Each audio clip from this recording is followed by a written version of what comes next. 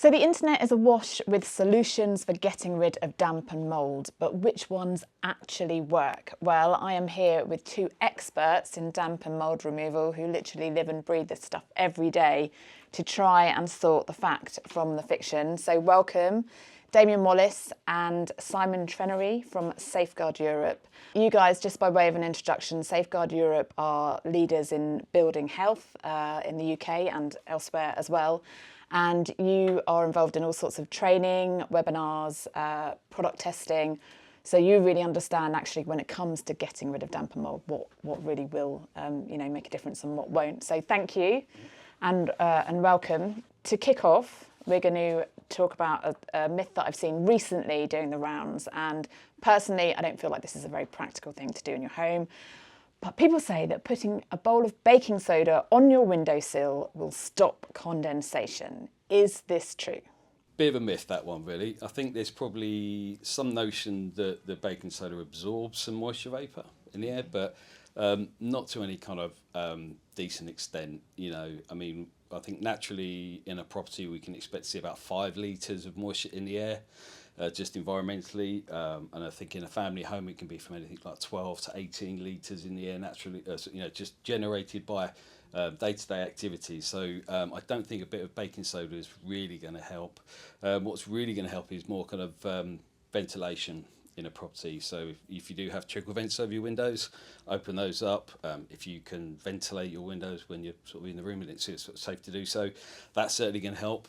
Mechanical ventilation can help in a whole house as well, in terms of creating air movement so that moisture-laden air doesn't sort of sit on cold surfaces like windows. Yeah, okay. So don't bother with the baking soda. There is there's something called, I think it's the right word, it's basically a hygroscopic action where certain materials will absorb moisture vapour from the air, and I think that's the notion that it's going down, but it's just no. Bubble wrap on windows to stop condensation. What do you think about that one? It's going to have minimal effect at best. A number of reasons. Yes, the bubble wrap on the surface will provide a warmer temperature than the glass itself, but that's only going to prevent condensation forming on the glass. It won't necessarily stop condensation forming elsewhere. Also, the bubble wrap is not airtight, so there's still the potential for the warm, moist air to get around the edges of the bubble wrap. Because obviously you've got your bubbles, and it can still get round. Bear in mind it's water vapour suspended air, so it still get round and form between the bubble wrap and the glass. I can't see that being effective. I think you'd have to seal it. You kind of obscure your vision exactly. Out the window, isn't it? It's a bit. I used it when I was a student. I think if you've got a really cold window, perhaps you haven't got double glazing, and and you're really suffering in terms of just a little bit more warmth, when you're in that situation. But certainly, I don't think with the condensation and mould problem, it's going to make a. So for very, very cold days, if you're very, very desperate, maybe the bubble wrap might make a tiny bit of difference, but it's not top of the list of if you're a student, you're allowed if you're a student. There we go. Now this one, I think you can't talk about any topic, any home topic, without vinegar popping up. And of course, people say when it comes to mould, treating damp and mould, some people will say that vinegar kills mould permanently. And I see this all the time online where some people are swearing by vinegar. Vinegars are the only thing you need. Tell me the reality. Vinegar will kind of have an effect on mould spores in the first instance, but there are much more effective products out there. I think it's kind of light growth really that it kind of deals with, but not kind of a full outbreak. So it would depend on the extent of it. And again, it's one of those things where you think, is it really fit for purpose? If you're wanting to deal with mould properly and it's maybe a little bit on the windowsill or something like that, then entirely up to you. But if you've got a serious issue that you want to deal with, then I think you need serious products to deal with that. And there are much more effective products out there. So if you were treating some, I'm thinking of a particular corner of our home that's particularly cold wall where we do get mould cropping up from time to time. If I wanted to treat that, not vinegar, so what would work? What would be my approach? Bleach-based solutions, sodium hypochlorite, I know that's kind of slightly contentious in sort of some applications, and some more kind of biocidal-based products, which are kind of HSE, biocide product registered products, which are safe for amateur use, which will kind of kill off the appearance of the mould, and then the secondary spray is more of a sanitizer, which they kind of kill off the organism itself, so much more kind of a fuller effect. But ultimately, mould is an effect of condensation forming, which is moisture-laden air forming on cold surfaces. So we go back to the whole house solution, really. Sure. So, Yeah. but yeah, white vinegar killing mould. It's got a place in the household. You know, I chuck a bit of white vinegar in when I'm washing towels to lose all the fluffiness. You know, it is one of those things that people use, but as a proper solution for mould, probably not. It's not The going other to kill thing it to bear completely. in mind as well with vinegar's acidic, and Yeah. the sort of moulds we're talking about, they grow fastest in an acidic environment. So Oh, if you okay. use it and don't wipe it away properly, make sure there's nothing less, you can in fact accelerate the regrowth of mould. And bear in mind, mould spores are in the air all around us. So you clean the surface, and let's say for argument's sake you get the surface completely free of any mould, any spores, it's totally sanitised. As soon as you finish, more mould spores are landing, and if the environmental conditions are such that the mould can regrow, i.e. high humidity or slightly acidic surface, and that mould is going to grow back quickly.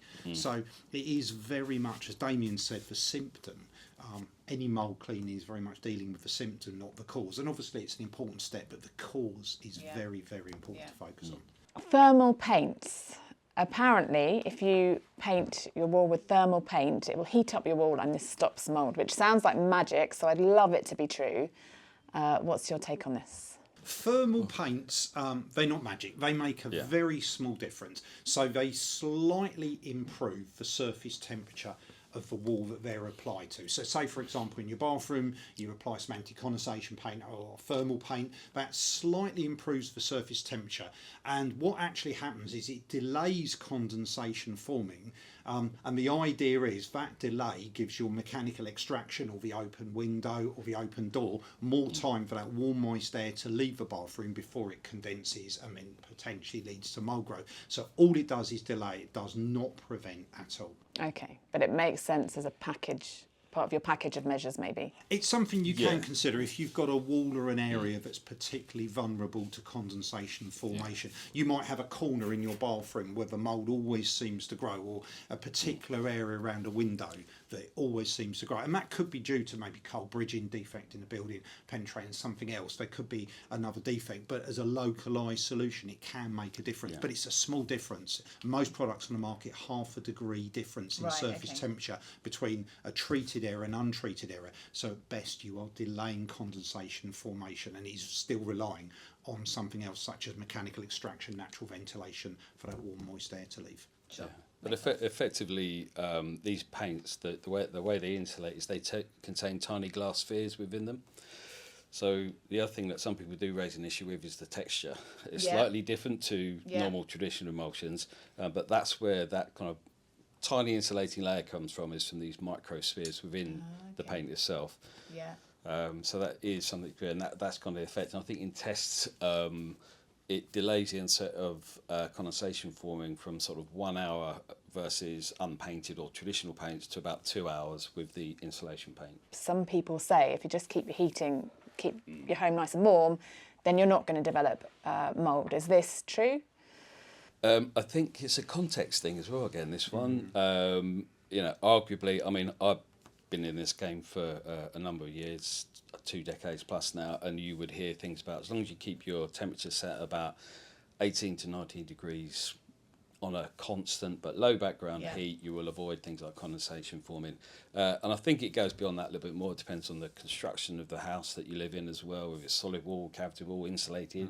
All these kind of factors come to play in it. But certainly having background heat and some residual heat within the wall, you know, if you consider the peaks and troughs of moisture activity, if your wall is already warmed, shall we say, and kind of slightly warmer and not extremely cold, when the heating kicks in, for example, you get up in the morning and the kids are putting clothes in the tumble dryer for school and the shower's going and the kettle's boiling, all that moisture activity, if your walls are cold, then that's when you're going to get moisture forming on those cold walls and condensation forming. But if they're slightly holding on to residual heat, then that condensation forming is going to be delayed, you know, by the retained heat in the wall. So there is something to it, but I wouldn't say it's the entire solution. And obviously, you know, there was a period where that was kind of the the known kind of a solution, if you like, is like keep your background heat, but then with things like cost of living crisis, and it depends on where you're living and your affordability, thermal efficiency of your property, how much heat exactly, you know, you can be wasting a lot if your walls are very, you know, solid damp walls, for example.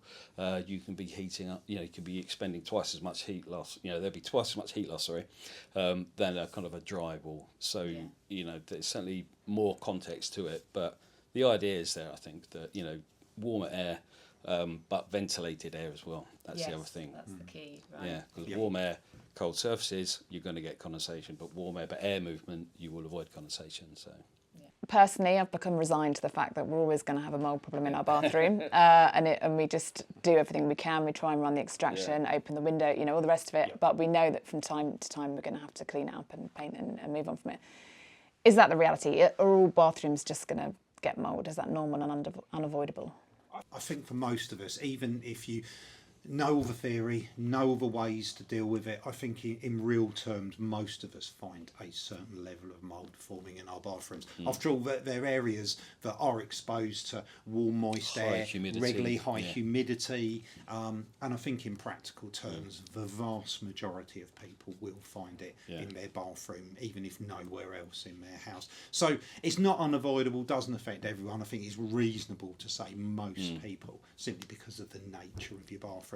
Now, if you've got high efficiency ventilation in there, you don't use your shower and bath very often. Say you haven't got teenagers in the house, so you've got adults having a quick shower and you've got good level of ventilation, open your windows, and you've got a far lower likelihood than if you've got a couple of teenagers, you've got an old bathroom fan, those kind of scenarios. But I think for most people, it's something. There are kind of inevitabilities, because often with bathrooms you'll have your tiles, you'll have mirrors, you'll have glass windows, etc. You'll have cold surfaces, whereas say for example in your living room you can have curtains, carpets, sofas, and those materials are what they call moisture buffering, so they kind of absorb a certain moisture. But often in bathrooms it's hard cold surfaces, and that's why you often get condensation forming. But I think, like Simon says, with adequate ventilation, and it's worth considering things like ventilation fans that have humidity sensors on them, rather than just the ones that as soon as you walk out and you turn the light off, it stops, and all that moisture is then sitting in that room waiting to form on the surfaces.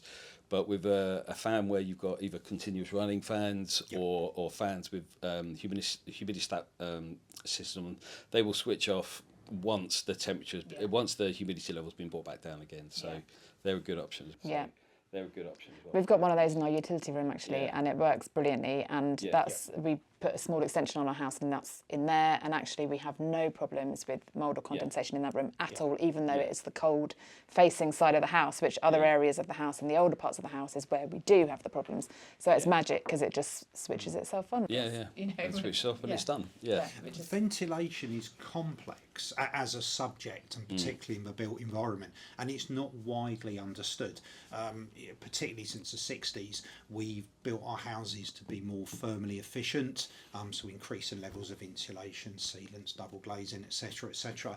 But we haven't increased levels of ventilation to match. And even when new homes are designed and built, the ventilation is designed based on the number of rooms, not the number of occupants. So, for example, the designer will design a level of ventilation based on a 3-bedroom house or a 5-bedroom house or whatever. That's fine. But how many people are going to live there? The moisture comes from the people living there, not the number of rooms. You can have a 5-bedroom house with a single person living in it. You have a 2-bedroom house with 6 people living in it. And those levels of moisture are what causing the problems we're talking about. So people don't always appreciate the ventilation is dynamic, and the level of ventilation that might be correct at the moment. You might have the right level of ventilation until your youngsters come back from university and live with you again, or granny moves in because she's got to that age, or friends move because they sold their house and they're waiting to buy something. Whatever, adding extra people in, adding pets in, fish tanks can make a big difference. And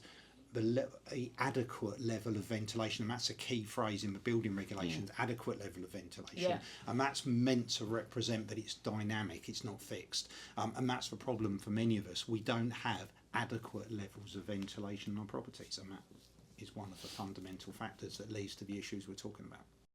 So this next one, I think you're definitely more well versed to speak on this than me, but some people, and I think this is a bit of a case of people panic or worry about this, but if they see condensation, they worry that this means they've got rising damp.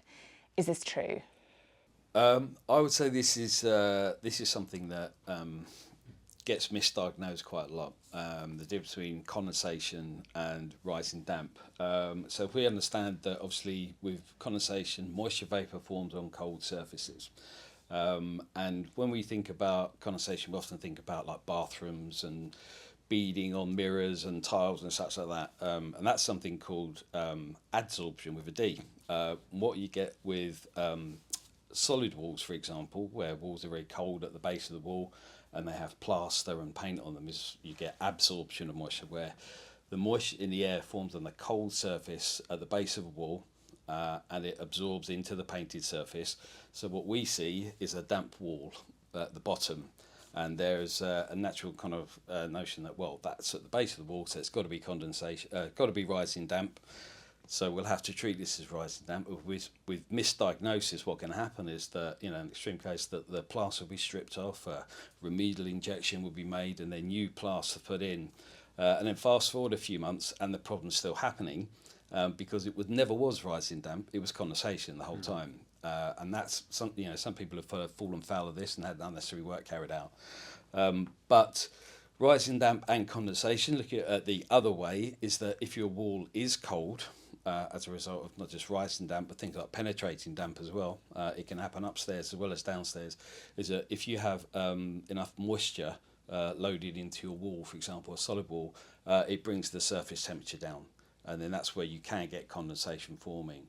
So the idea of kind of condensation, rising damp and penetrating damp, they are individual subjects, but they can lead into each other. And so penetrating damp, is that something that's coming from the outside in? Yeah, so for example, if you had an old 9-inch solid wall, or even a cavity wall where you're getting bridging through things like cavity wall insulation, sure, that's another podcast, where you get moisture tracking through onto the internal wall, it can bring the surface temperature down. Right. And that's obviously where, if you've got enough humidity being produced internally and you have a cold surface temperature, then you're likely to get condensation forming on the surface. And going back to what I was saying before, using fancy words, obviously in bathrooms and tile surfaces, it shows as that beading, and that's what we understand to be condensation, but it can also be absorbed into the surface as well. So it just looks like damp, a damp wall, sure, rather than that kind of beading that we normally expect. But it is still a form of condensation. So I've always done this, and I didn't know there's now a term for it, because isn't there a term for everything? But this is doing the rounds on TikTok in particular at the moment. Don't know if you've heard of it, but burping your home is now apparently the secret to preventing mould. If you don't know what burping your home is, it involves opening all your windows and doors every day for a set period and supposedly releasing all your moisture, and that's the key to a happy, healthy home, apparently. What do you reckon?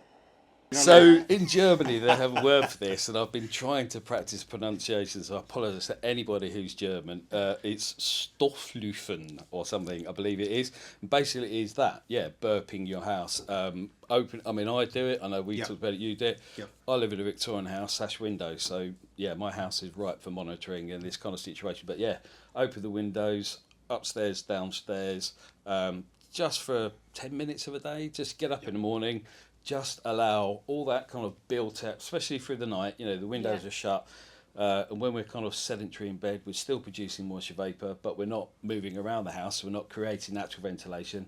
Open up the windows and create a bit of cross flow. It kind of releases the internal pressure, and kind of that stale air goes out, and fresh dry air comes in. And it doesn't have to be all day, it's just for a few minutes, just to kind of recirculate the air, and that will definitely help you to avoid condensation forming. Even though you're letting the heat, because that's the feeling, isn't it? You don't want to let the heat out, and I find it really hard to open my windows and doors in the winter. That is a concern, and obviously you do lose heat with it. And in the middle of a cost of living crisis, that is a consideration for many people.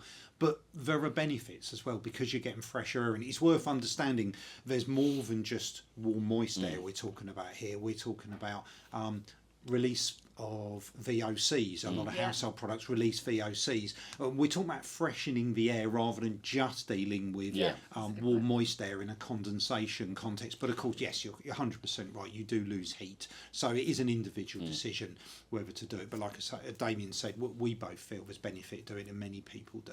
But it's the common sense principle. You know, let the pressure out, let the dry air in, just for a bit.